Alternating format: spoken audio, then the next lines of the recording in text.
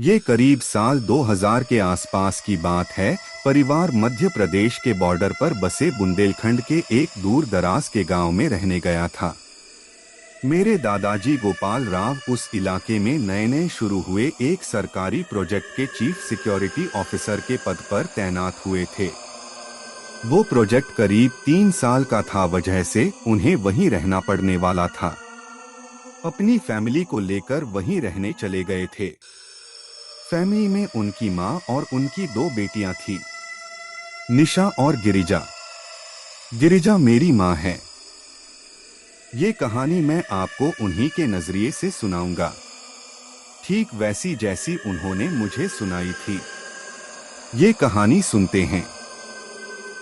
मैं गिरिजा। जब मैं छोटी थी तब हम पापा के काम के सिलसिले में एक नए गांव गए थे। हम जिस गांव गए थे वो कोई बहुत बड़ा गांव नहीं था।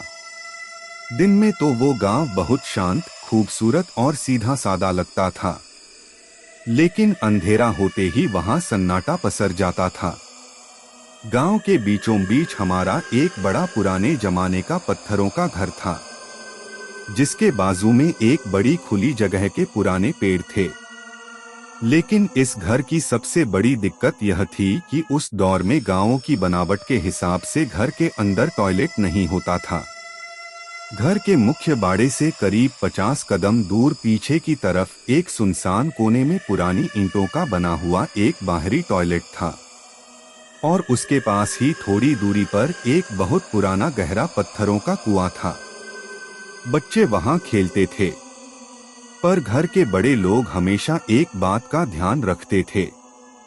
शाम के 6 या 6:30 बजते ही को घर के अंदर ले आते और पीछे का दरवाजा बंद कर देते थे, क्योंकि अंधेरा होते ही उस कुएं और बाहरी टॉयलेट के आसपास एक अजीब सी डरावनी खामोशी छा जाती थी।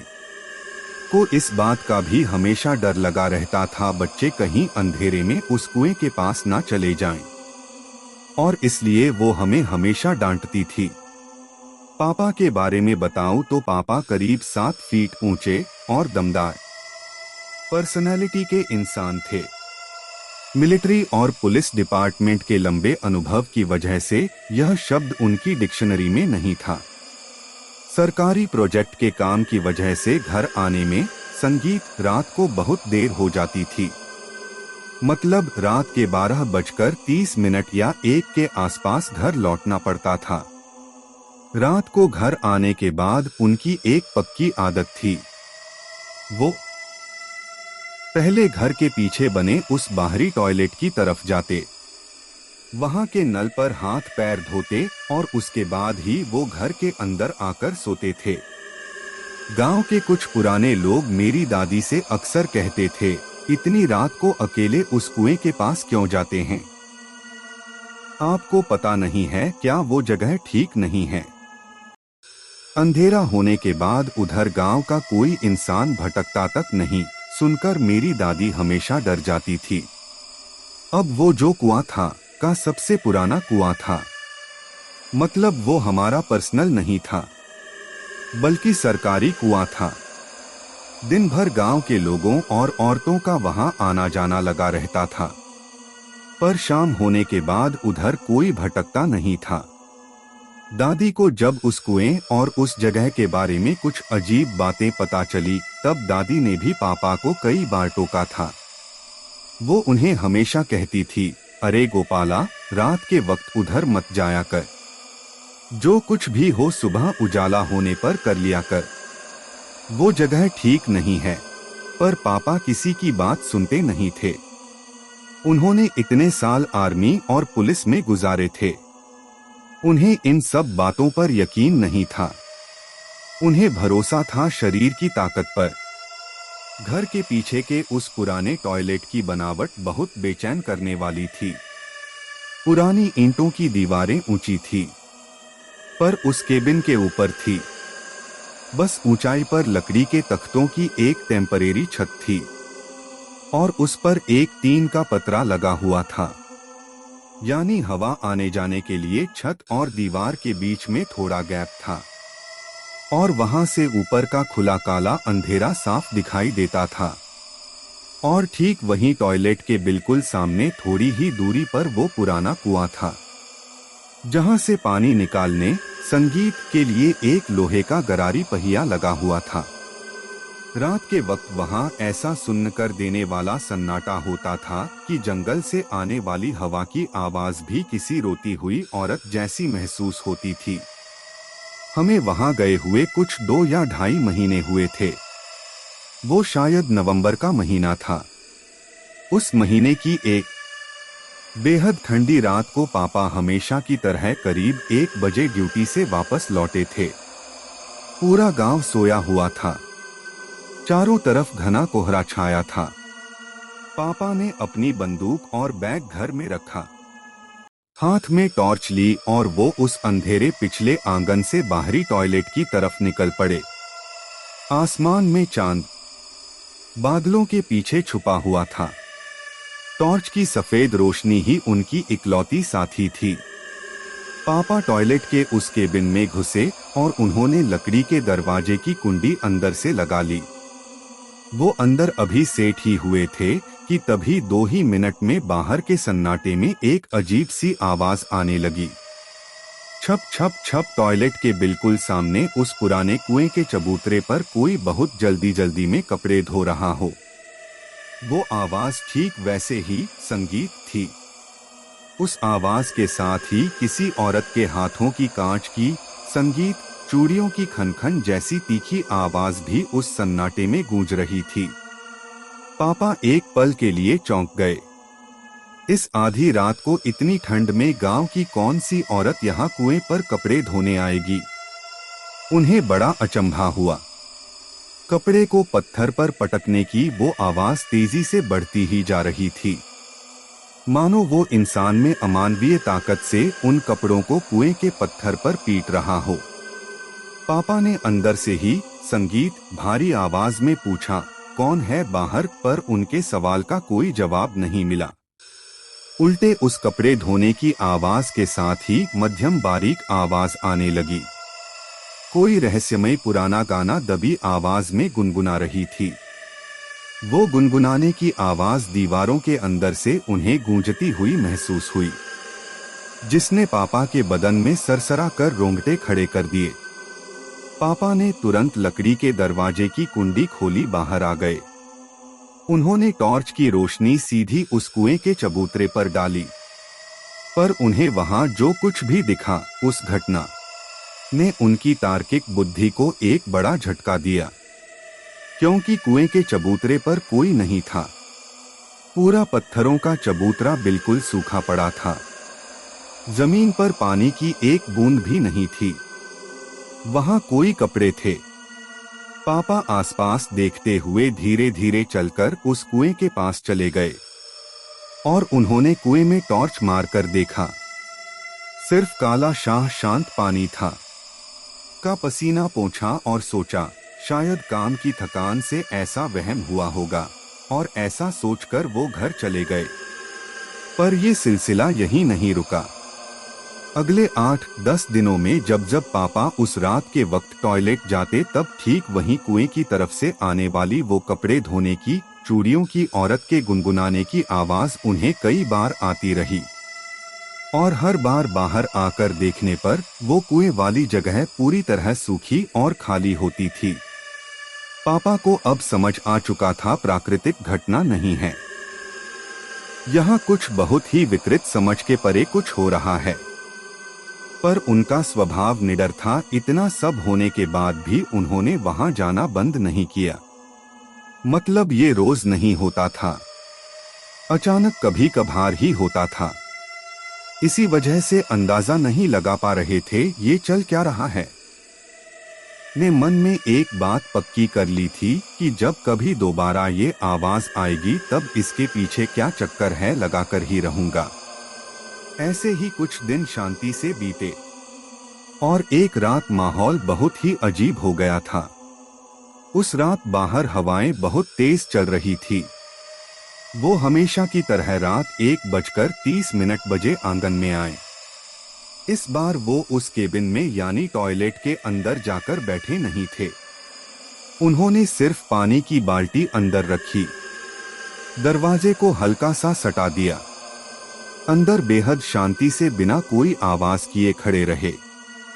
वो सिर्फ आहट को सुन रहे थे कि कुएं से कपड़े धोने की आवाज आती है, और आवाज आते ही वो झटके से दरवाजा खोलकर भी होगा उसे रंगे हाथों पकड़ने वाले थे। घड़ी में रात के 2:13 हुए होंगे।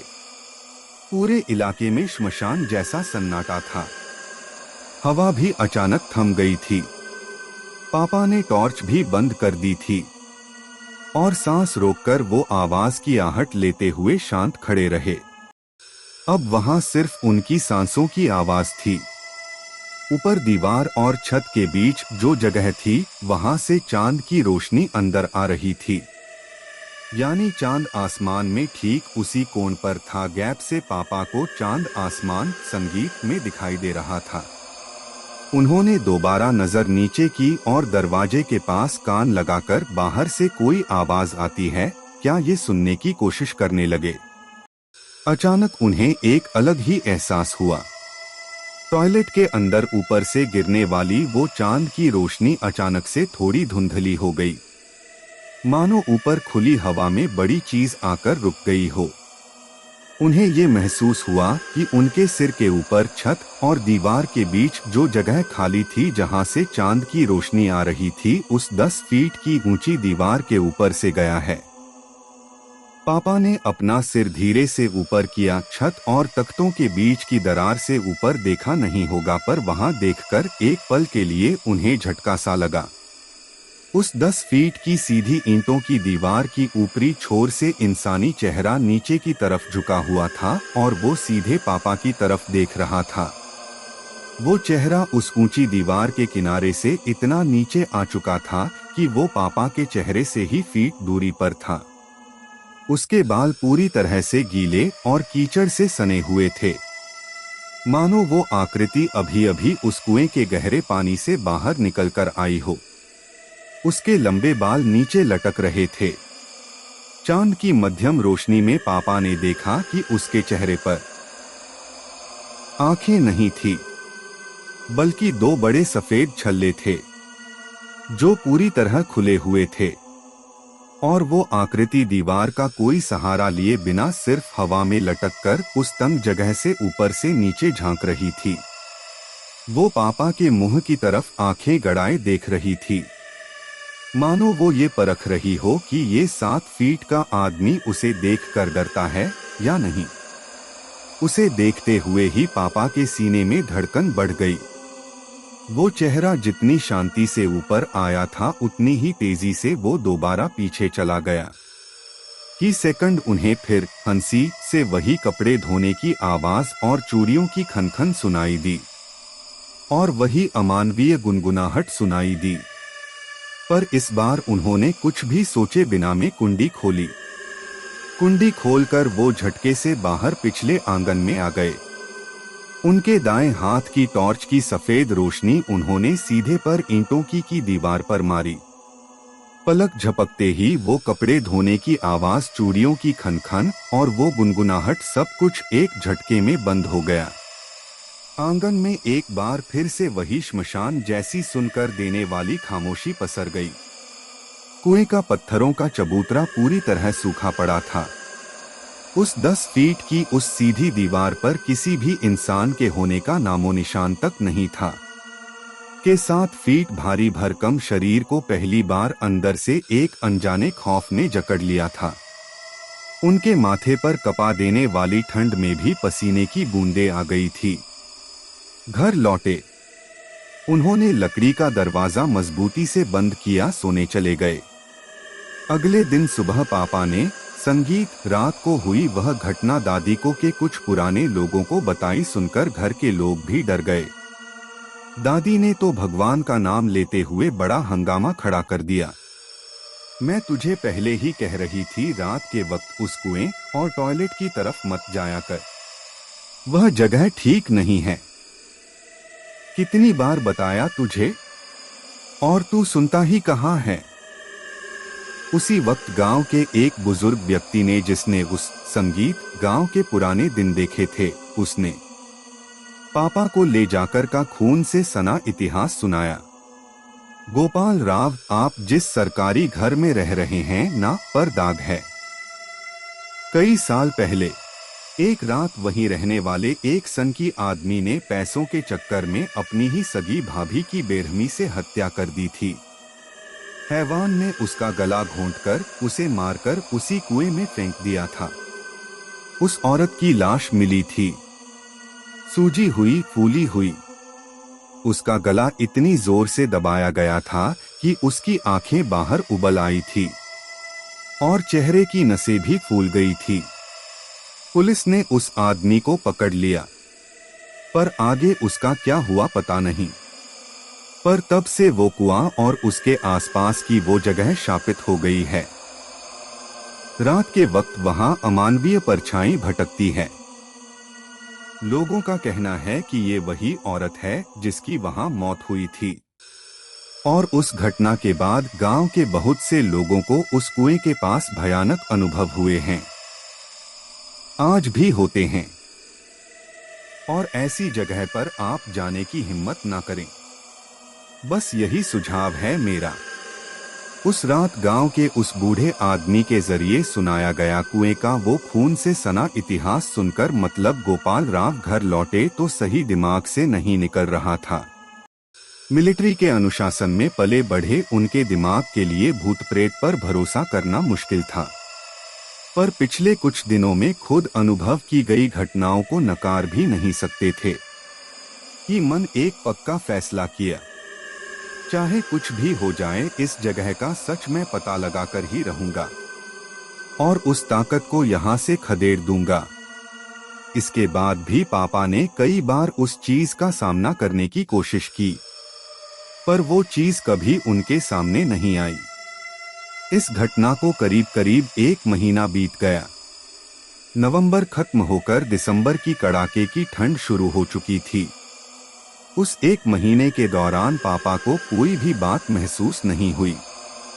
उन्हें लगा कि शायद वह आत्मा अब शांत हो गई होगी, वहां जो कुछ भी है वह चला गया होगा। पर वह बस तूफान के आने से पहले खामोशी थी। साथ हुई घटना को लगभग महीना हो चुका था और इसलिए उनके दिमाग से भी यह बात निकल चुकी थी। पर उस रात अमावस्या थी। पूरे गांव में लाइट नहीं थी। घर के अंदर हम सब गहरी नींद में सोए हुए थे। पापा बाहर के कमरे में एक खटिया पर सोए थे। उनके सिरहाने उनकी बंदूक और टॉर्च रखी हुई थी। रात के करीब 1:30 बजा होगा। तभी उन्हें किसी चीज की आवाज आई और उस आवाज से उनकी नींद टूट गई। कुछ देर वह खाट पर उठकर बैठे रहे, पर दोबारा कोई आवाज नहीं आई। वह सिर्फ एक वहम था या सचमुच बाहर से कोई आवाज आई थी, यह उन्हें कुछ समझ नहीं आया। पर आदत के मुताबिक वह टॉर्च लेकर उस घर के पिछले आंगन में गए और बाहर बने उस टॉयलेट की तरफ निकल पड़े। ठंड बहुत ज्यादा थी और बदन में चुभ रही थी। बाहर इतना घना कोहरा था कि टॉर्च की रोशनी भी ज्यादा दूर तक आगे नहीं जा पा रही थी। पापा उस टॉयलेट के लकड़ी के दरवाजे के पास पहुंचे और वह अंदर चले गए। उस वक्त वह थोड़े नींद में ही थे, यानी आंखों पर अभी भी नींद का खुमार था। 1-2 मिनट हुए होंगे। उनके दिमाग में तब कोई विचार नहीं था, पर ठीक उसी वक्त उन्हें पीछे से एक मध्यम पर साफ आवाज सुनाई दी। गोपाल ओ गोपाल। उस आवाज से उनकी नींद उड़ गई। उन्होंने ऊपर देखा, उसी जगह जहां उन्हें पहले एक चेहरा दिखा था, पर दीवार और टीन के पतरे के बीच उस खुली जगह में कोई नहीं था। फिर भी बदन में सरसराकर रोंगटे खड़े हो गए। उन्होंने झट से दरवाजा खोला और वो बाहर अंधेरे में आ गए। 2 सेकंड शांत खड़े रहकर वो टॉर्च की रोशनी में आसपास देखने लगे, पर आसपास कोहरा ज्यादा होने की वजह से उन्हें दूर का कुछ भी दिखाई नहीं दे रहा था। उन्हें लगा कि वहम हुआ होगा। और ऐसा सोचकर संगीत उन्होंने उस बात पर ध्यान नहीं दिया और फिर वो घर की तरफ चल दिए। पर कुछ कदम वो आगे गए ही होंगे कि तभी एक और अजीब बात उन्हें महसूस हुई। वो जिस तेजी से चल रहे थे, उन्हें महसूस हो रहा था कि उसी तेजी से उनके पीछे पीछे कोई चल रहा है। और ये एहसास बहुत ही अजीब था। पर पापा हिम्मत वाले थे। वो इतनी आसानी से डरते ही नहीं थे। उन्होंने हाथ की मुट्ठी भींची और एक बार फिर से पीछे मुड़कर देखा, पर तब भी पीछे कुछ नहीं दिखा। फिर वो घर में आ गए और दरवाजा मजबूती से बंद कर लिया। दोबारा वो अपनी जगह पर चले गए, जाकर लेट गए। पर वो रात यहीं रुकने वाली नहीं थी। पापा ने उससे कई ज्यादा भयानक कुछ होने वाला था। रात के करीब 2 या 2:30 बजे होंगे। पापा दोबारा गहरी नींद में चले गए थे। बाहर की हवा पूरी तरह थम चुकी थी। पेड़ का एक पत्ता तक नहीं हिल रहा था। कोई आवाज नहीं थी। यहाँ तक कि झिंगुरों की आवाज भी आनी बंद हो चुकी थी। और इस बार पापा की नींद फिर किसी आवाज से टूट गई। वो अपनी जगह से उठे नहीं, पर उन्होंने आंखें खोली और चुपचाप बाहर से आने वाली उस आवाज को सुनने लगे। उस मशान जैसे सन्नाटे में घर के पिछले आंगन से करारी और तीखी आवाज आ रही थी, जैसे कोई लोहा रगड़ रहा हो। वो आवाज जानी पहचानी थी। कुएं पर पानी निकालने के लिए जो लोहे की गरारी लगी थी, वो आवाज उसकी घूमने की थी। मानो कोई आधी रात संगीत को कुएं से बाल्टी भरकर पानी ऊपर निकाल रहा हो।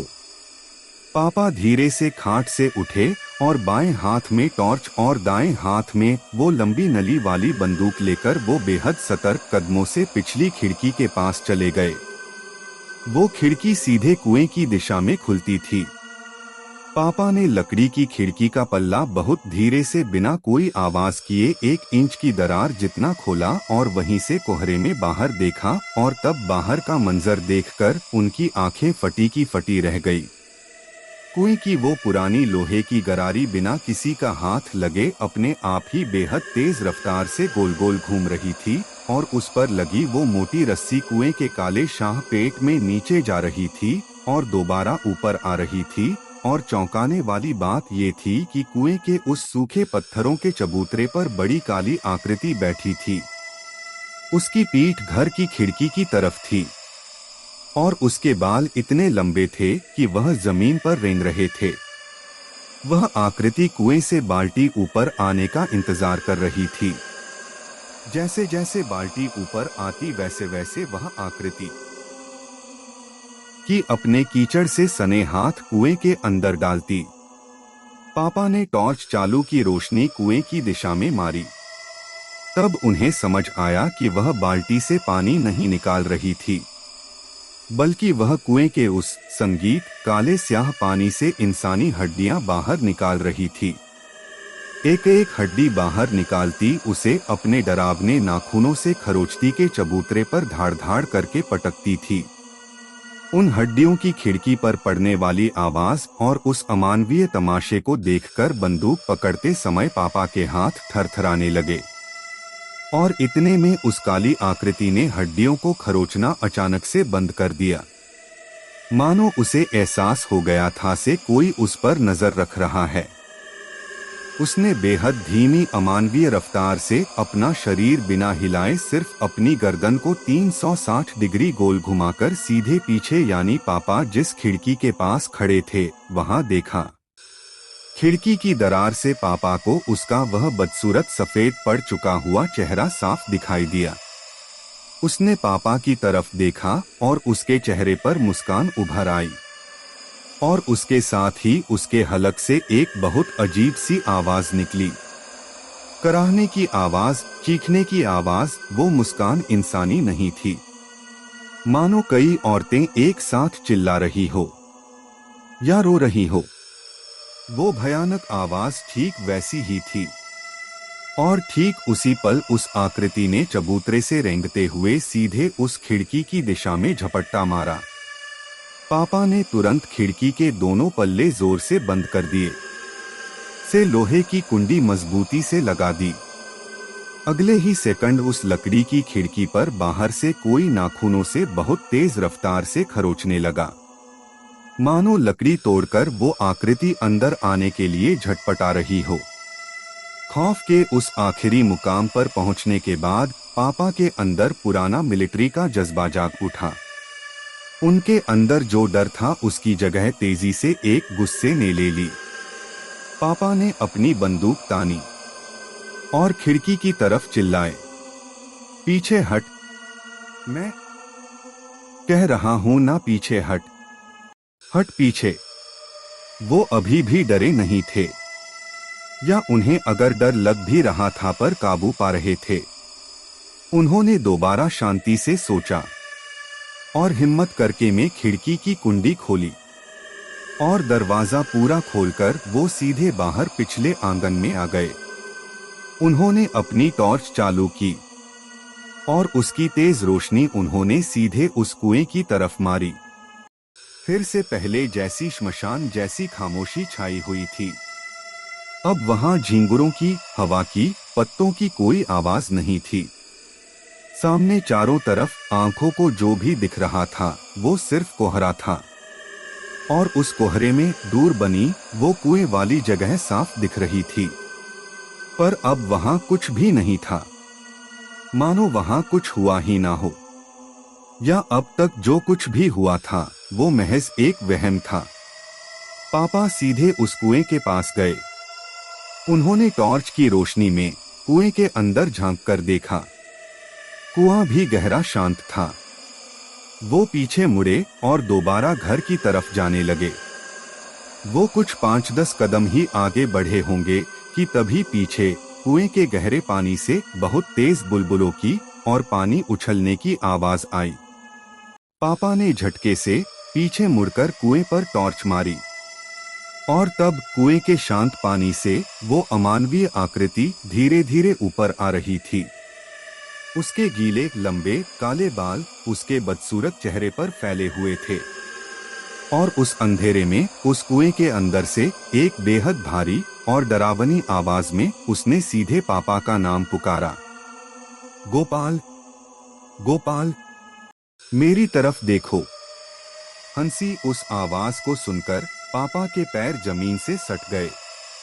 उस आकृति ने कुएं के चबूतरे पर अपने गीले लंबे हाथ रखे और वो कुएं से बाहर आ गई। वो सारा नजारा देखकर पापा भी एक पल के लिए पीछे हटे, पर वो पीछे पीछे खिसकते हुए बंदूक पर अपनी पकड़ मजबूत कर रहे थे, और उसी वक्त वो आकृति भी उनकी दिशा में आगे आगे बढ़ रही थी। उसका चलना इंसानी नहीं था।